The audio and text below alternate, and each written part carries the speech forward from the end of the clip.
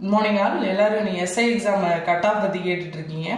Cut off எப்படி வேணாலும் வரலாம். நீங்கள் 50+ இருந்துச்சுன்னா நீங்கள் வந்து ஜென்ரல் கேட்டகரியாக இருந்தால் ஃபிசிக்கல் ட்ரைனிங்கை ஸ்டார்ட் பண்ணிடுங்க. அதர்வைஸ் நீங்கள் 45+ல் PSTM, caste wise quota, otherwise sports quota இருந்தால் நீங்கள் வந்து ப்ராக்டிஸ் ஸ்டார்ட் பண்ணிடுங்க.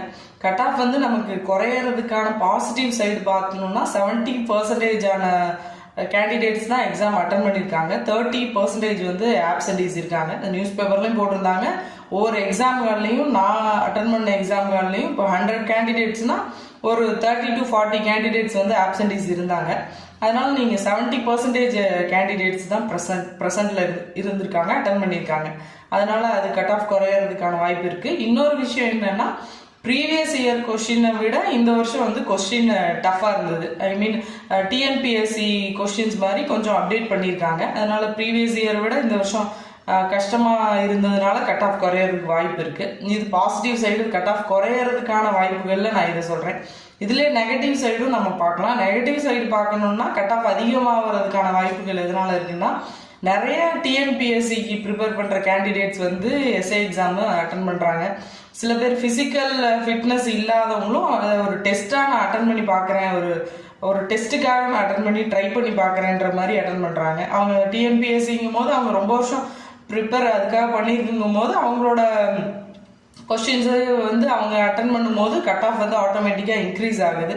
இன்னொரு விஷயம் என்னன்னா, ஃபிசிக்கல் முன்னாடி வைக்காம எக்ஸாம்ஸ் ஃபர்ஸ்ட் வைக்கிறனால எல்லா கேண்டிடேட்ஸும் எக்ஸாம் எழுதும் போது டிஎன்பிஎஸ்சி கேண்டிடேட்ஸ் மற்ற நிறைய படித்தவங்க எழுதும் போது ஐ மீன் எஸ்ஐக்காக ட்ரீமாக இருக்கிறவங்க எழுதாமல் எல்லாரும் அட்டன் பண்ணலாம். அதனால தப்பு இல்லை. எல்லாரும் அட்டன் பண்ணும்போது ஆட்டோமேட்டிக்காக நமக்கு கட் ஆஃப் வந்து இன்க்ரீஸ் ஆகிறதுக்கு சான்சஸ் இருக்குன்னு சொல்கிறேன்.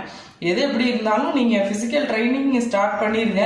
Almost January 2nd or 3rd வீக்கில் வந்து உங்களுக்கு எக்ஸாமோட ரிசல்ட்ஸ் வரும். அது வரைக்கும் நீங்கள் கொஞ்சம் ஃபிசிக்கல் ட்ரைனிங் ஸ்டார்ட் பண்ணிடுங்க. ரொம்ப ஹெவியாகவும் நீங்கள் பர்ஃபார்ம் பண்ண வேணாம். நீங்கள் கான்ஃபிடென்ட்டாக இருந்ததுன்னா நீங்கள் ஃபுல் ட்ரைனிங் ஸ்டார்ட் பண்ணிடுங்க. அப்படியே கொஞ்சம் உங்களுக்கு டவுட்ஃபுல்லாக இருந்ததுன்னா அதுக்காக சுத்தமாக ஸ்டார்ட் பண்ணாமல் இருக்க வேணாம். ஏன்னா ஃபிசிக்கல் ட்ரைனிங் எக்ஸாம் ரிசல்ட்டுக்கு அப்புறம் ஒரு 45 to 60 டேஸுக்குள்ளே ஃபிசிக்கல் ட்ரைனிங் உங்களுக்கு டேட் வந்துடும். அந்த 45 to 60 டேஸ் பண்ணிக்கலாம்னா அது வந்து உங்களுக்கு ஹெவியாக பண்ணுற மாதிரி இருக்கும். அதனால் இப்போ கொஞ்சம் ஸ்டார்ட் பண்ணி வைங்க டவுட்ஃபுல்லாக இருக்கவங்க. மற்றவங்க கான்ஃபிடென்ட்டாக இருந்ததுன்னா நல்லாவே நீங்கள் ப்ராக்டிஸ் ஸ்டார்ட் பண்ணிடலாம்.